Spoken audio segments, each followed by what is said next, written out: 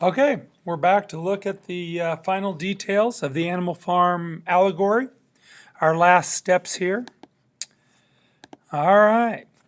First thing we want to look at is the story where Napoleon sells the wood to Frederick. Remember that he was going back and forth. He was going to sell this wood to Pilkington, then Frederick, then Pilkington, then Frederick. This fits into Russian history when Stalin, before World War II, Europe knows World War II is coming. Hitler keeps invading little places and expanding Germany, and he's making warlike sounds and building up his army and threatening France, and everybody knows it's coming. And so Pilkington, remember, is England, and Frederick is Hitler in Germany, and they both want to know, where's Russia going to come down when this war happens? Whose side is Russia going to be on? Because Russia has a huge population, has a huge army. It's going to be a big deal. Well, eventually Stalin, after going back and forth, just like Napoleon did with Frederick and Pilkington, Stalin decides to sell the wood to Frederick. And that is our allegory for Stalin and Hitler signing what was called the Non-Aggression Pact. Basically, it was about Poland. Germany would take a little bit of Poland over here that they felt was really Germany. And Poland's been the crossroads of Europe forever. It's always getting invaded. And Russia would take a little part somewhere over here that they felt really was Russian. And the Non-Aggression Pact says, hey, we'll both do that, but we won't fight each other. We don't have to worry about each other attacking. And so just like Napoleon and Frederick make a deal for the wood, Stalin and Hitler made a deal for Poland. And that was in early 1939. Then in September of 1939, Hitler invades Poland. He double crosses Stalin, which I'm sure there's some World War II experts who could tell you why he did that, but to me it makes no sense.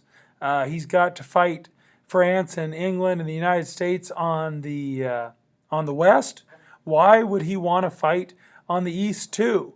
But just like Frederick double crosses Napoleon with the fake banknotes, Hitler invades Poland and attacks Stalin and brings Russia into the war on the United States' side, which is always kind of tough for people my age to remember because all our lives the Soviet Union and the United States were the two superpowers and the enemies of the Cold War.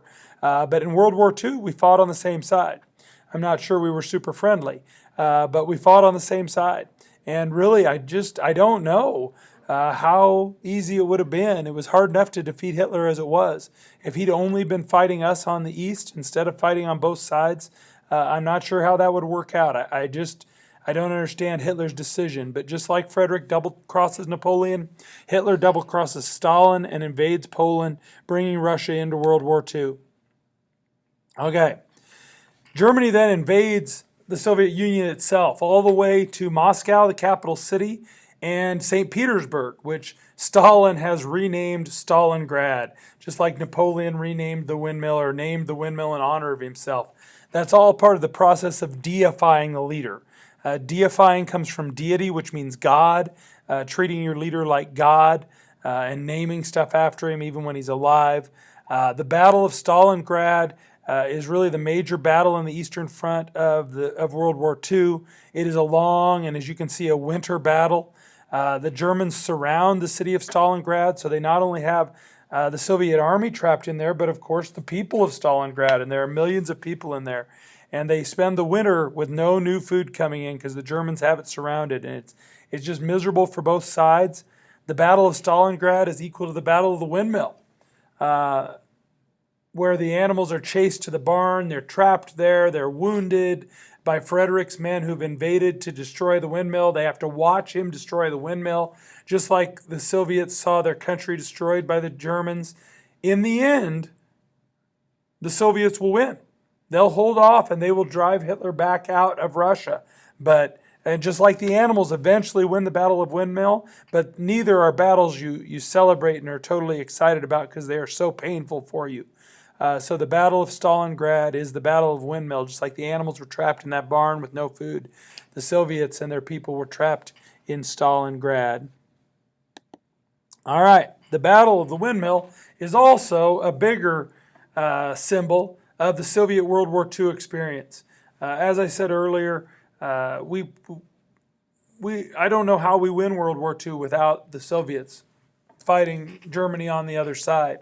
And the Soviets' World War II experience was different than ours. Other than Pearl Harbor and a couple balloons that carried bombs into Oregon and didn't hurt anybody, World War II didn't happen in America. It happened overseas. It happened in the Pacific. It happened in Europe. We went over there to fight. Russia, it happened in their homes, in their cities, on their countrysides. And it was a much more brutal war, and it was a brutal war for us. We lost 500,000 people. That's like 1 out of every, I think, 250 Americans at the beginning of World War II. So if you know 250 people at the beginning of World War II, odds are you knew somebody who died in World War II. And we all know 250 people. So, as Americans, World War II was a big deal. The Russian experience, though, they lost between 20 and 28 million people. 20 and 28 million people. That's far more people than America has lost in all its wars combined. Russia had that died from 1939 to 1945 in World War II. It was a long, cold winter of World War II for the Soviets. It was very brutal. They gave up many, many, many lives. And again, that's like the Battle of Windmill, where the animals won in the end, but it didn't feel very much like a victory because it was so hard fought.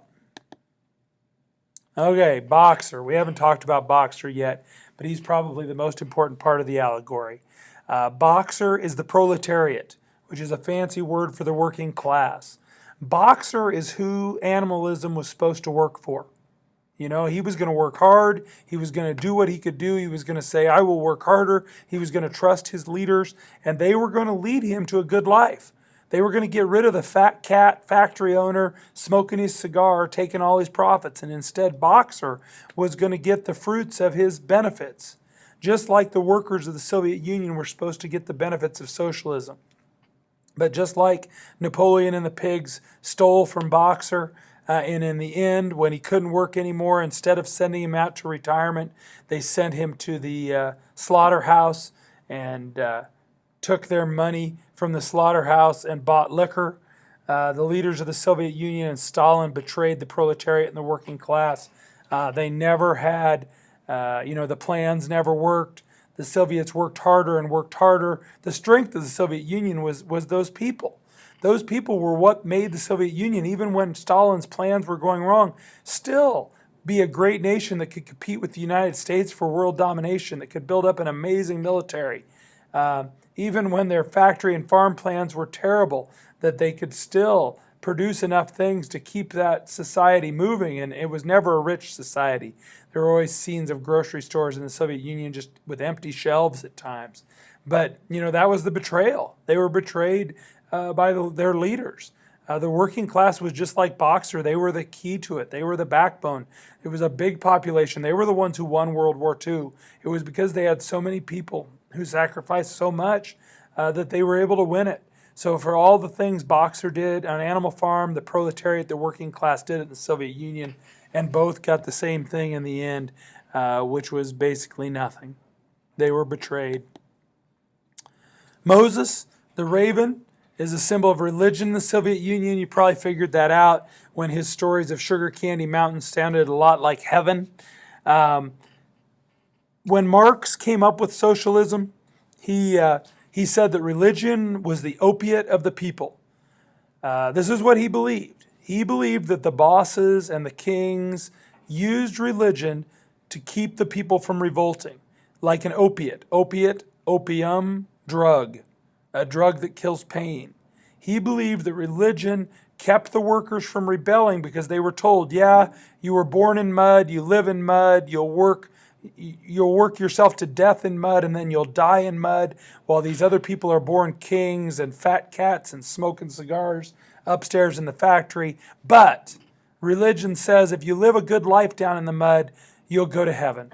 And life is short and heaven lasts forever. Marx believed that was a con job, that was factory workers and leaders using that to keep the people from revolting. So when the Soviet Union first started, just like the pigs banned Moses, the Soviet Union, Lenin and Stalin banned religion. And you see there a Russian Orthodox temple. Russian Orthodox is a Christian religion that was the primary religion of the Russians. They tried to ban it, and the people wouldn't give it up. Just like the pigs and Napoleon couldn't totally ban Moses because he could fly in and out. But then in the end, when the pigs allow Moses back in, Stalin did that too. He allowed religion back in. And a lot of people think he was trying to use religion as an opiate for the people because he didn't want them rebelling against him. So Moses is the religion of the Soviet Union. Okay, the allegory is 1/3 of the test. I'll provide you the history. You provide the connections to Animal Farm. So you won't have to come up with any of the names from Russian history or any of those details. You'll just have to be able to look at the details as I provide and say, okay, that's the part of Animal Farm where this happens. That's the part of Animal Farm where that happens. That's this character in Animal Farm. That will be your responsibility on the test. Good luck.